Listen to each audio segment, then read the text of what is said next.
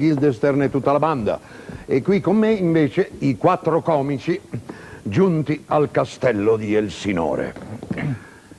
Di la battuta, mi raccomando, come io te l'ho letta, rapida, giocata sulla lingua, perché per sentirla berciare come tanti attori fanno, tanto varrebbe affidarsi i miei versi al banditore di piazza. Non trinciare l'aria con le mani così, ma gestisci con garbo, perché nel torrente, nella tempesta della passione, sta a voi trovare e rendere una misura che le dia grazie. Vostro onore, si lasci servire. Sì, attento però a non restarmi in sottotono. Lasciate che il gusto sia la vostra guida, misurate la parola sul gesto, il gesto sulla parola, con l'avvertenza di non soverchiare mai la modestia di natura, perché l'arte drammatica, in origine come oggi, ha avuto e ha il compito di presentare, diciamo, uno specchio della realtà, indicando alla virtù la sua immagine, al vizio la sua guisa e alla società la sua struttura. Andate a prepararvi. Allora, si degna il re di ascoltare il capolavoro? Anche la regina e il mantinente. Bene, Orazio. Fra poco si rappresenterà una commedia, una scena della quale ricorda le circostanze della morte di mio padre come te le ho descritte. Raccogli tutte le energie della tua anima per osservare mio zio. Se il suo delitto occulto non si stana a una certa battuta, mai perderlo di vista. Mio signore, fate che abbia qualcosa da dissimulare durante la recita e io pagherò da bere. Stanno arrivando, trovati un posto. Io devo fare il tonto. Così il daino ferito piangerà, il capriolo salterà in tondo, altri veglia, qualcuno dormirà. Così va il mondo. Caro Amleto, siediti vicino a me. Perdonate, buona madre, ho qui una calamita più attraente. Posso giacervi in grembo? No, signore. Intendevo col capo sul vostro grembo. Sì, monsignore. Pensiero stimolante, giacere fra le cosce di una fanciulla. Siete allegro, monsignore? Guardate com'è allegra mia madre. E mio padre è morto che non son 2 ore. Oh, i comici.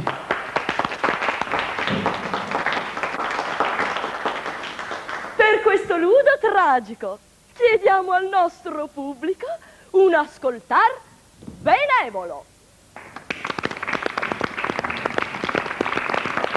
È breve, monsignore. Come amor di donna. Ben 30 volte Febo col suo cocchio di Nettuno le onde ha circondato, da che Cupido i cuor, le mani i mene, mutuamente ci unì con sacro laccio. Ma sire, ahimè, così stanco vi vedo, così lontano dall'antico stato. Nel dolce mondo devi sopravvivermi, amata ed onorata, un nuovo e onesto marito troverai. Signore, no! Nuove nozze sarebbero peccato. Chi ama un secondo, il primo assassinò. La donna promette troppo, a mio avviso. Conoscete la trama? C'è niente di offensivo. No, è per gioco. Veleno per gioco. Quest'altro è il nipote del re. Pensier foschi, man pronta, ora sicura. Stagione complice. Mostraci, mistura, la tua magia, goccia dell'onde stige e della vita usurpa ogni vestige. E lo avvelena in giardino per i suoi beni. Il nome è Gonzalo, la storia autentica. E ora vedrete come l'assassino conquista l'amore della regina. Il re si alza! State male, Sir! Cessate la recita!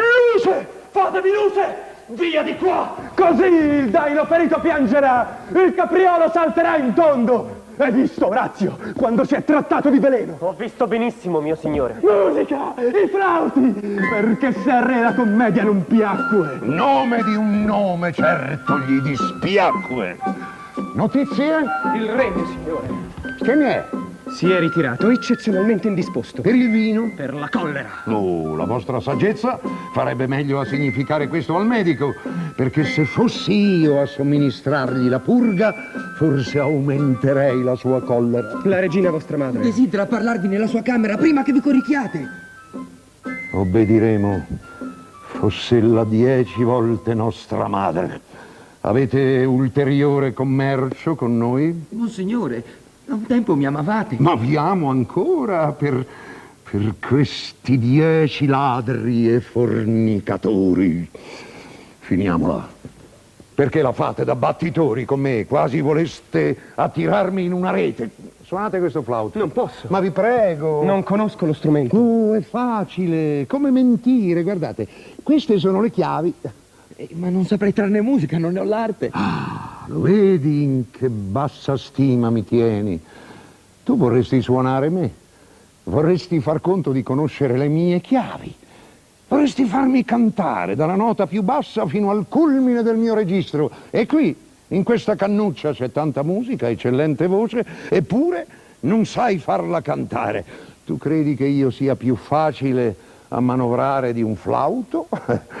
Ma qualunque strumento io sia, tu forse puoi strimpellarmi, ma non mi puoi suonare. Monsignore, Monsignore, la regina vuole parlarvi d'urgenza. Vedete quella nuvola lassù? Non ha quasi la forma di un cammello. Per la Santa Messa pare proprio un cammello. O piuttosto una donnola. Ha la gobba come una donnola. O magari una balena. Una vera balena. E allora verrò subito da mia madre. Le dirò così.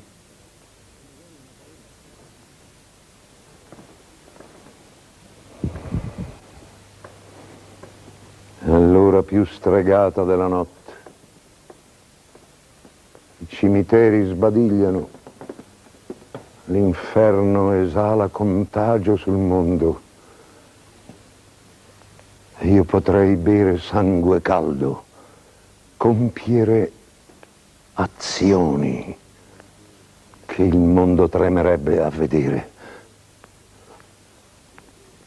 Madre! Madre! Figlio, tu hai molto offeso tuo padre. Madre, voi avete molto offeso mio padre. Amleto, tu mi rispondi con lingua insolente. Madre, voi interrogate con lingua colpevole. Beh, Hai capito? ce le siamo ricordate? Hai capito? No, sono passati molti anni. Gli anni 50. Dillo, Ho dillo. fatto un biennio di Amleto. Io ti ho ritrovato. Beh, anche quando quello t'ho è un bel rivisto te ricordo. dopo 30 anni. Senti un po', Elena. Tu di tutti questi attori che abbiamo visto, non ti chiedo una classifica, No, non mi è chiedi- chiaro che non si può no. fare una gerarchia, però di qualcuno ti ricordi in maniera migliore. Per esempio ce n'è uno con cui tu hai lavorato molto, che è Benassi, no? Benassi, sì, sì, sì. Dici una parola su Benassi, come lo definiresti? Non vuoi? Guarda, per me era straordinario, quindi non solo, ma adesso rivedendo la Duse ho rivisto Benassi, perché era straordinario. Lui era molto legato evidentemente alla recitazione della Duse, non so. In ogni modo era meraviglioso e mi amava, Hai detto niente? nonostante quello che hai detto te da Costanzo. Che ho detto? Che hai fatto quella barzelletta che porta, perché Costanzo ti avrà detto vai un po', sì, no, che bello, era carina, per adesso non c'è Lazzareschi, tempo così di gli dirla, diciamo. era molto affettuosa. No, sì, ma io che conoscevo Benassi, lo so che sono cose... Insomma era sbarazzino anche, questo diamine, detto, ma io poi lo gli chiedo volevo anche a un Mauri bene che l'ha conosciuto bene, è stato suo immenso. maestro. È vero, perché non era cattivo quello che lui diceva, mai. Era spiritoso, era intelligente e poi alla fine ti voleva bene per quello che ti aveva detto. Per quello che ti aveva detto. Ma sai cos'è? Era bambino, nel senso proprio della creatività dei Quindi bambini. non sono d'accordo con te. Perché? Che hai detto, chi era che diceva ah ah ah. Non parlare a loro perché non sono inquadrati. Ti è andata bene. Che bello, perché Elena parte sempre da un riservo, da una finta timidezza, che è una straordinaria qualità in una donna alta 2,80 m, che però gioca model, tutte le carte ex, della top, come si tenerezza dice, top indifesa. model. Vabbè, ti voglio bene anch'io, Anch'io ti conta voglio meno bene. del fatto di Benassi, ma ti voglio molto bene. Sì, ecco, basta, Mi finito, viene anche un momento di commozione.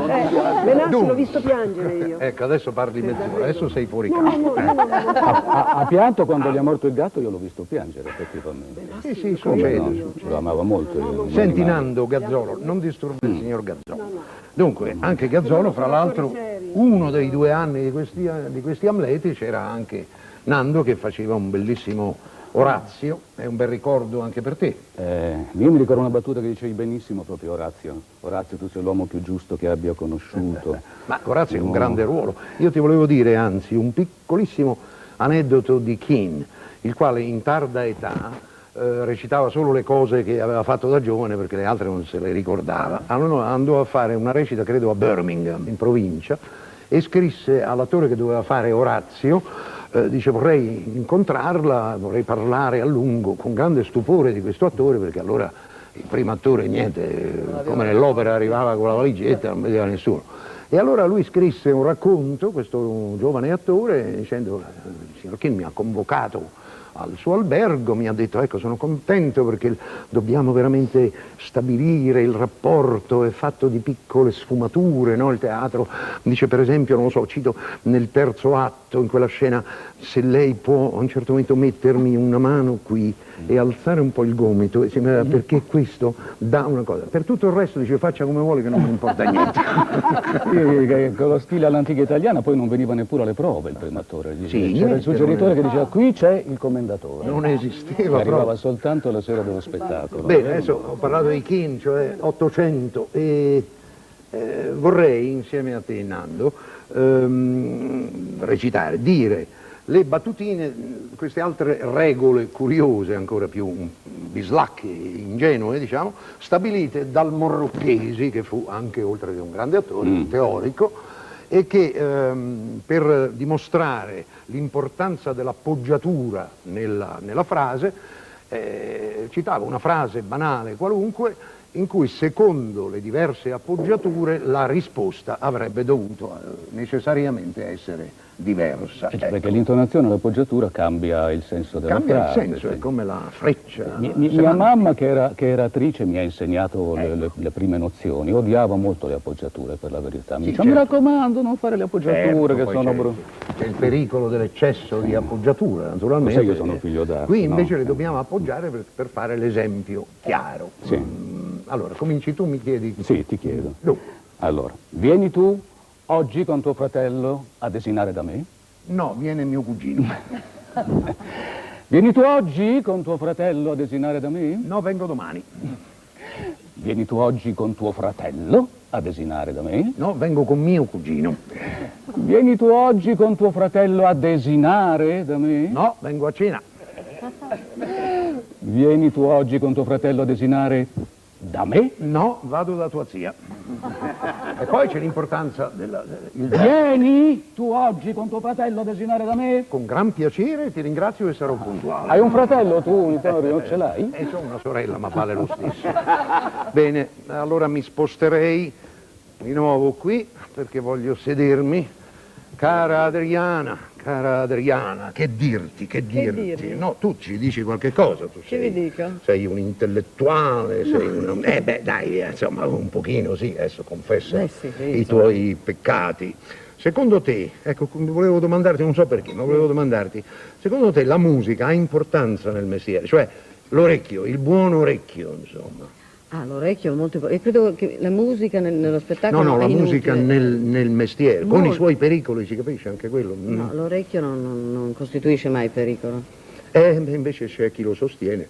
Chi lo sostiene? Ma non trovi che, per esempio, con cose che sono migliorate, perché poi ogni epoca ha i suoi pro e i suoi contro, non trovi che c'è stato in generale, se si può generalizzare, un forte decadimento della musicalità e dell'orecchio? Oddio, l'orecchio è cambiato, ci sono tanti tipi di orecchie, non c'è un orecchio, oddio, c'è l'orecchio tradizionale e poi ci sono tante altre orecchie. Se si deve tenere conto di quelle orecchie lì, sì, è cambiato. No, un orecchio che arrivi anche in avanti, insomma, Sì, però... un orecchio avanguardista, un orecchio Sì, cioè che comunque più sia... moderno, vuoi dire? No, sia sorretto da un senso, da un... cioè che non sia il suono È chiaro che non matto. si sta parlando di un orecchio inutile. Sì. Si No, parla- io parlo di quello, Ah, perché è parli diffuso, dell'orecchio inutile. secondo me è diffuso. Di quello è proprio inutile parlare, è un orecchio che non conta niente. Ma sono lunghi elenchi, li daremo forse nella... Non so, adesso nella sarebbe quinta puntata. molto coraggioso e anche pericoloso. Va bene, lo faremo allora in segreto. Dimmi Posso tutto. dire una cosa di te? Come? Anche due. Dunque, tu mi hai dato una multa tanti anni. Escludo Sì. nella maniera più assoluta. Io pigliavo un applauso tutte le sere, questa sera si recita Soggetto. E ti ho Facevo multato perché prendevi l'applauso? No, io pigliavo tutte le sere un applauso e una sera non l'ho preso, non so perché. E ti ho dato la multa? Hai radunato tutta la compagnia e hai detto la vostra collega di là non ha preso l'applauso, quindi multa.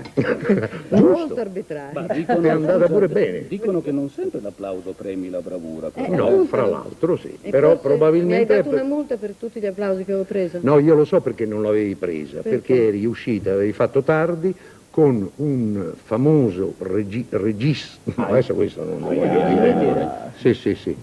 Eri sconcentrato. Ero sconcentrata. Però per ragioni nobilissime. Ma non si può dare una multa a un attore perché non piglia un applauso. Sei molto severo. È molto severo. No, era paradossale la No, cosa. c'era anche un critico che aveva scritto in una città che era Genova, non so se ti ricordi. Lo spettacolo era appunto questa sera si recita Soggetto e diceva questo critico: andate alle 11:30 a vedere lo spettacolo perché si sente recitare e c'è un'attrice che si chiama anche io. Ecco, Molto bene.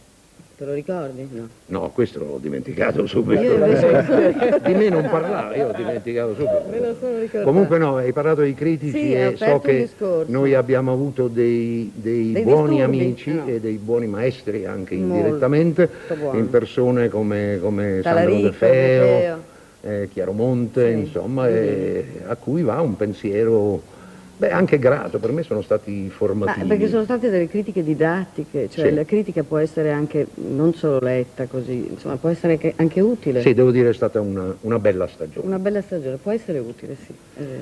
Caro Gianni, con te Quindi, anche ho Vittorio. un ricordo molto particolare. Dunque, tu sei un altro gran promiscuo, perché Certo. ne hai fatte veramente di Attor tutti i giovane, colori. promiscuo, certo, di tutti i colori. No, io ho un ricordo, cioè, in fondo indirettamente devo a te il mio debutto. È vero. Nell'agosto del 43, tu eri a Milano con la Borelli, Alda Sì, Borelli, facevo La Porta Chiusa di Praga, che ebbe un successo enorme, eccetera, e la signora Alda Borelli, che allora rientrava dopo tanti anni in teatro, aveva così intenzione di fare tutte queste madri e propose subito di fare La Vena d'Oro.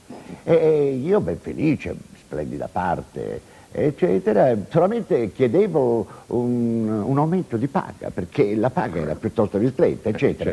E ricordo che a un certo momento dissi a Pastorino: guarda, io voglio un aumento. E Pastorino si intestò, dice: l'amministratore, no, non ti do la mano. Prese il treno, venne a Roma, andò da amico all'Accademia e disse: senti, mi devi dare un ragazzo che faccia il figlio della Vena d'Oro con la Borelli.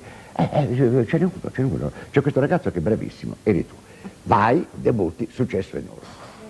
Passati degli anni uscì il tuo primo libro, un grande successo Dietro le spalle, che io ho letto e che veramente ho goduto, anche perché addetti ai lavori, eccetera, eccetera.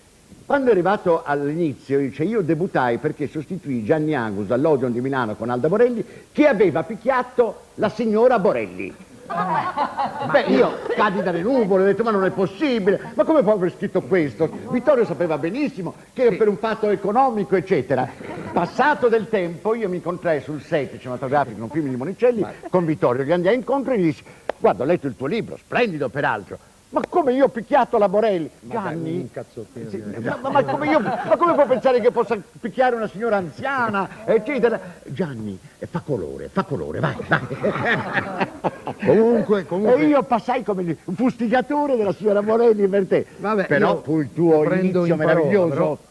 Però un po' mi dispiace perché c'erano epoche in cui, non dico che fosse usuale, ma succedeva. Io per esempio so... È successo anche a te che hai dato uno schiaffo ad un'attrice. No, formidabile. ma Beh, non dico il nome. Non si fanno i nomi. Non si fanno i nomi. Però diede uno schiaffo formidabile e se ne parlò per qualche tempo in arte. Sì, ma era proprio appena appoggiato. No, invece, io so di un attore invece che diede proprio un cazzotto alla signora Emma Grammatica. E vedi che hai fatto i nomi?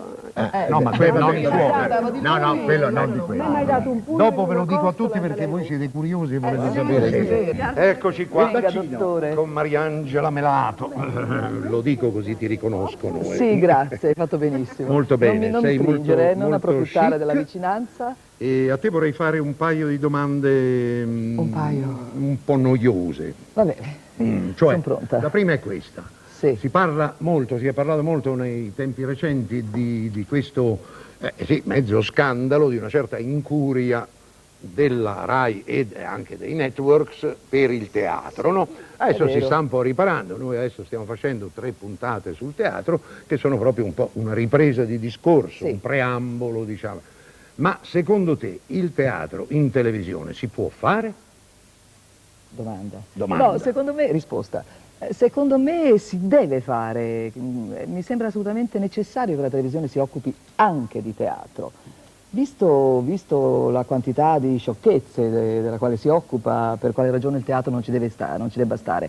Poi, se devo essere sincera, come si può fare teatro in televisione, io questo ancora non lo so, forse va ancora trovato un modo, un mezzo, quello che si usa a dire ormai, un linguaggio, ma trovo assolutamente giusto e doveroso che la televisione si occupi di teatro. Sì, sono d'accordo con te, ma tu pensi che ci sia anche possibilità che ci sia un pubblico che Ma io credo lo segua? dipende sempre da come si fanno le cose. Se le cose sono fatte bene, io sono convinta e sicurissima che il pubblico ci sarà e c'è.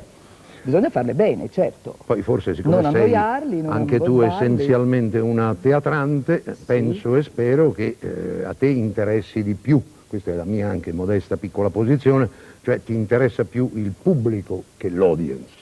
Non me ne frega assolutamente niente Questo volevo dell'audience. sentir dire. Ma anzi, sono irritata da questa parola. Però, Ogni volta che la sento nominare bestemmierei, adesso non è la signora, forse. non è Certo, sono chic, problemi ma... insomma, che non si possono semplificare troppo, però insomma, effettivamente noi siamo dalla parte in cui la presenza del pubblico, forse per noi avere 2 milioni, 3, facciamo 3, di spettatori vivi e intelligenti ci interessa di più che averne 14 di imbecilli. Assolutamente sì.